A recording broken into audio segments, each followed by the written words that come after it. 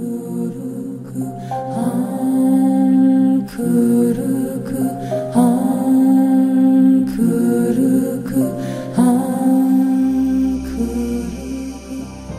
I want to talk about high frequency. I want to speak about becoming high frequency, but I usually start telling people about my story. Now, you've probably all heard this story. Is there anybody here who doesn't know my story?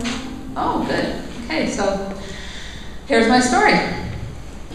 In 2002, I was a very unhappy woman. I was on massive doses of Prozac. I used to call myself the Prozac princess. And my motto was in life was just survive. Just stay. Don't kill yourself. I was very unhappy, and I had no understanding of how to not be that way. I didn't know how to change. After years and years of counseling, I still couldn't seem to break out of that. So it was November, and I was taking my 4-year-old to visit friends to go and have sessions of telling them how bad my life was. And I had a rule that I didn't stay in anybody's house too long because I didn't want to wear them out with my unhappiness. So I would make sure that I would stay a while, and then I'd go to another house. So I headed to my girlfriend's house, and I visited for a while, and I was like, I gotta go now, I don't want to wear out my welcome, and I headed down the road. It was 1:21 in the day, and we had had 3 days of rain. So I came up on a puddle of water crossing the road, one river on one side, and it was flowing over the road.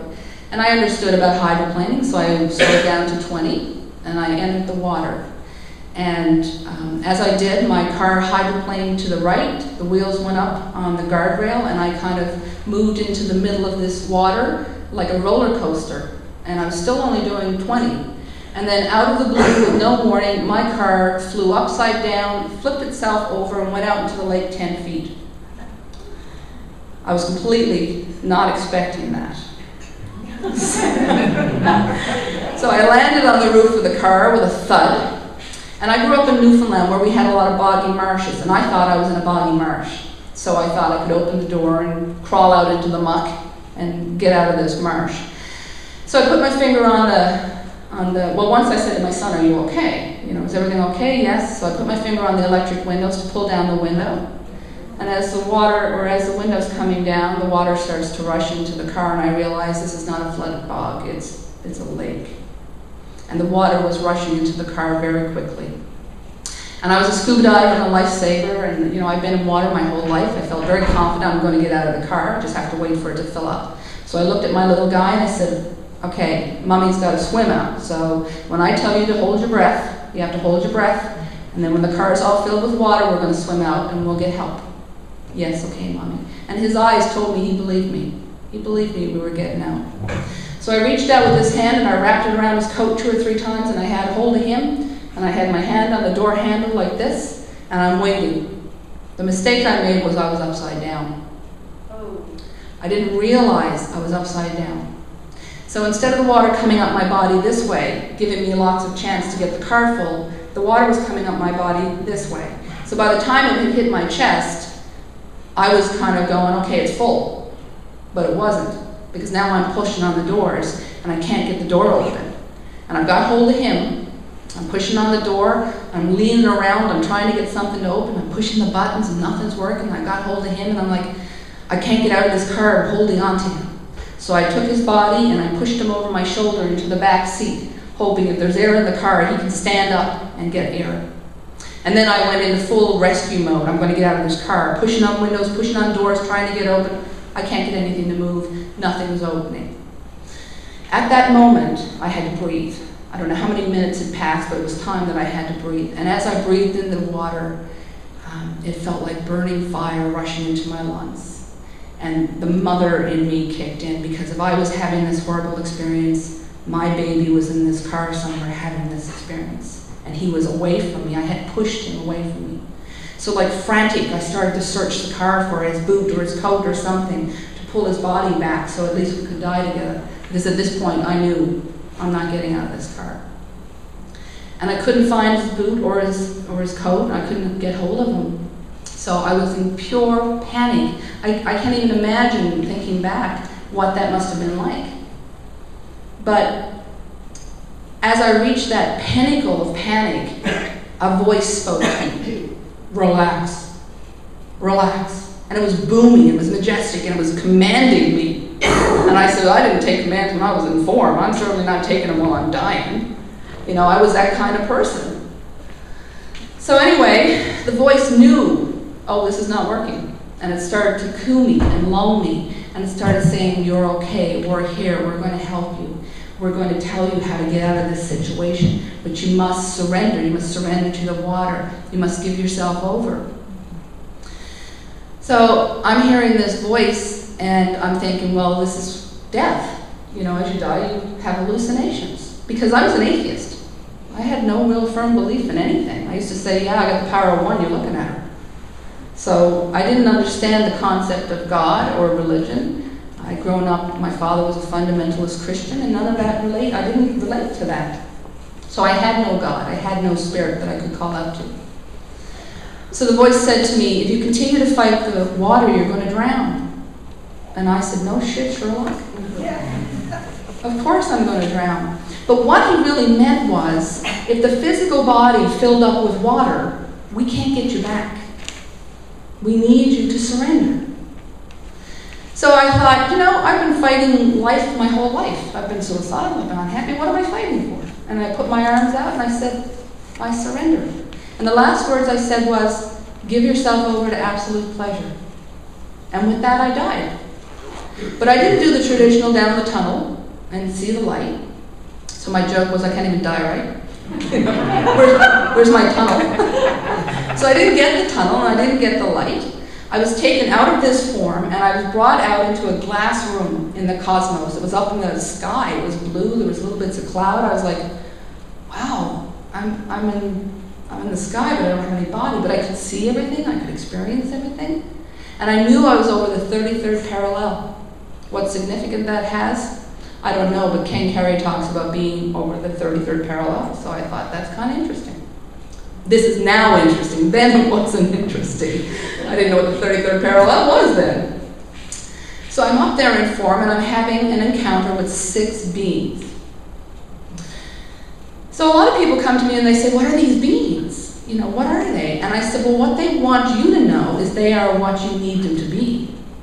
As you pass, what you need to bring you comfort and peace will come to you. If that's your grandmother, if that's Jesus, if that's Mary Magdalene, whoever you've put in a place that you think is coming to bring you peace, that's who's coming for you. Well, I had no God, I had no great faith in anything, but I was a Star Trek child. I could totally understand the concept of other lives in other dimensions. That made perfect sense to me. So I got big 8-foot beings in monk robes. I said, this is pretty cool. So over the course of the period of time in that room with these beings, they shared a lot of information with me, which someday I'll write a book and you guys can read it, because it's a long story. But you get the gist. So they said to me, we have put everything in place for you to save yourself and your son. Have faith, child. Now is the time to have faith. Well, I didn't have any, so I wasn't even sure what they were talking about. But the next thing I know, I'm on the side of the road going, get my baby out of the lake. A man had been doing CPR on my body for 7 minutes. It took 15 minutes to get me out of the car. So this is one of those validating, you were really dead. And the paramedic said to me later on, you know, I've been doing this kind of work for a long time, and nobody ever opens their eyes and knows where they are. They always go, what's happening? What's going on? But he said, you open your eyes and say, get my baby out of the lake. A few more people jumped in the lake. A whole bunch of stuff happened. They can't find his body. A boom truck comes. They get the car out. They haul the car out. Here's his little body floating in the car window. So it was pretty traumatic. I'd have to say it was definitely the lowest point in my life, because all I could say was, I killed my son. Hey, look, he's floating in the car. I killed my son. So that was the trauma of the day. That was the awakening. That was the moment. And I hope for everybody in this room that your awakening comes in a much gentler, easy manner, because that one was pretty intense. So we go forward to the hospital. My son's in a really dire state. I get to the hospital. The doctor says to me, we should not have tried to save him. We should not have put him on life support, but now he is on it. You have to unplug him. We need your permission.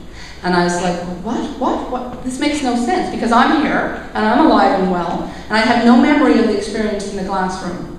So I'm talking to this doctor kind of blank, like I don't even know what I'm saying. And I said, I need a minute, you gotta give me a minute. So I went out in the hallway, and I'm calling out to whatever I might be calling out to. Tell me what to do, I don't know what to do, because there's a doctor, a neurosurgeon saying, unplug your son. Your son is brain dead. His lungs are filled with water. He's bleeding out of every orifice in his body. Don't torture him. So it made sense to me to follow that instruction. Well, the next thing I know, these big beings are in the hallway going, have faith, child. And I see this big bucket, and it's floating in front of my face. And I said, what is going on? And I see the bucket, and I look into the bucket the same way you could look into a real bucket. And at the bottom is this little silvery blob of fluid. And I'm having this deep sense of understanding. That's my son's energy field. It's so depleted, it's just a little blob of silvery fluid. And then they start saying, fill it up, fill it up, fill it up. I'm like, what? Fill up what? What do you want me to fill up? The bucket? Yeah, okay, fill up the bucket. What do I put in it? And as I lifted my head up from the bucket, everybody that I saw in the hallways and in the offices all had these glowing energy fields all over their body. And I said, that's aura, because I'd seen TV, you know, that's aura. And I heard ding, ding, ding, ding. I said, do you want me to put the aura in the bucket? Ding, ding, ding, ding. I was like, okay. Now at the moment it wasn't funny, but looking back, that's a pretty funny way to communicate with somebody. But you got to remember you're communicating with a brick wall. You know, I have been pretty closed off and dead for a long time. So over the course of 3 days, hundreds and hundreds of people came to the hospital. The instructions were that you have an energy portal in each hand. And that energy portal, when applied fully to a body, causes a circuit to form. And the same way we can do a blood transfusion, we can do an energy transfusion. But they were very specific to tell me that one type of energy would not bring him back. He was so depleted, there was nothing left. So he needed various groups of energy. So they told me never to leave him alone. Always have somebody there encouraging him, because the soul will just leave, and you wanted to stay. So put your hands on him, 20 minutes at a time, or the pleater will become depleted. And when you were finished doing the gift of sharing your energy, you took your hands off, and now you shared your joy. They wanted you to talk about what is your human joy, what brings you joy. Tell this little boy what it is. Of course, the running joke was so many of my friends went in and talked about sex. You gotta stay and have some sex. This is good stuff. So I go back and I think about all these stories, and they were really funny, but at the time they weren't.